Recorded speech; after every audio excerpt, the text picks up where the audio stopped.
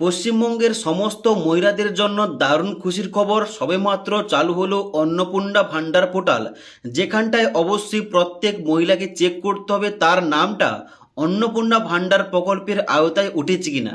যদি নামটা ওঠে তাদের কিন্তু প্রতি মাসে আগামী মাস থেকে জুন মাসের 1 তারিখ থেকে 3,000 টাকা করে দেওয়া হবে।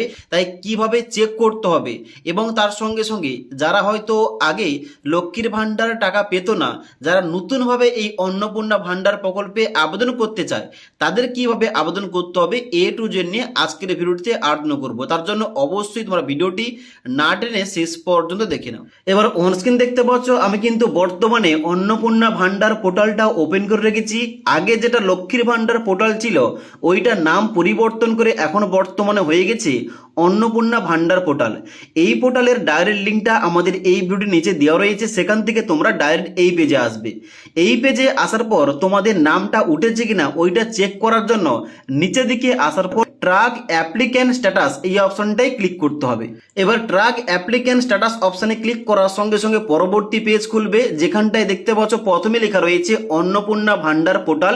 এই পোর্টালে এসে সবাইকে চেক করতে হবে তাদের নামটা এই পোর্টালে উঠেছে কিনা।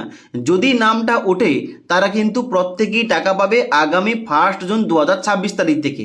তো নামটা চেক করার জন্য নিচের দিকে আসতে হবে।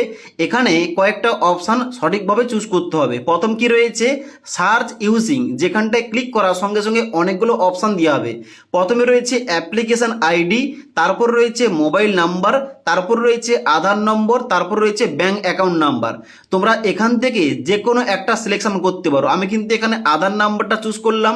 এবার তুমি যেটা চুজ করবে তার নাম্বারটা ডান দিকের ঘরে এন্টার করতে হবে। আমি যেহেতু আধার নাম্বারটা সিলেকশন করেছি, ডান দিকে এই ঘরটায় আমাকে আধার কার্ডের নাম্বার যে মহিলার আমি চেক করছি তার কিন্তু এই ঘরটায় আধার কার্ডের নাম্বার বসাতে হবে এবং ডান দিকে ক্যাপচা কোডটা দেখে থেকে এই ঘরটায় দেওয়ার পর এখানে সার্চ অপশানে ক্লিক করতে হবে। এবার সার্চ অপশানে ক্লিক করার সঙ্গে সঙ্গে নিচের দিকে সমস্ত তথ্যগুলো বেরিয়ে আসবে। কিন্তু এখন বর্তমানে আজ যেহেতু সবেমাত্র এই পোর্টালটা চালু করা হয়েছে, যার জন্য কিন্তু এখন বর্তমানে কোনো কিছু শো করছে না। তবে 1 থেকে 2 দিন পর যখন তোমরা এখানে এই ওয়েবসাইটে এসে তোমাদের আধার নাম্বার কিংবা মোবাইল নাম্বার দিয়ে যখন তোমরা সার্চ করবে, তোমাদের কিন্তু এখানটায় নিচের দিকে তোমাদের এখানে সমস্ত স্ট্যাটাস কিন্তু ওপেন হবে এবং এখানে তোমরা বুঝতে পারবে তোমার নামটা উঠেছে কিনা।